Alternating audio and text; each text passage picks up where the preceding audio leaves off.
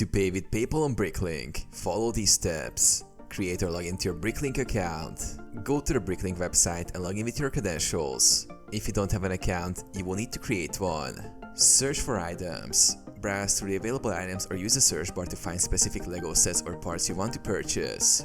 Add items to your cart. Once you find your desired items, click on them and add them to your cart.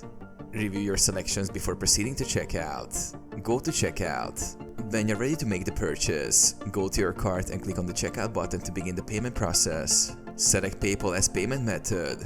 During the checkout process, you will be prompted to choose a payment method. Select PayPal as your preferred payment method. BrickLink supports PayPal for secure transactions. Log into PayPal.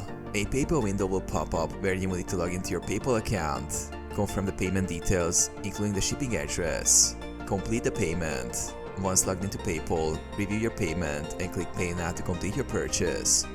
Your payment will be processed and the seller will ship your items.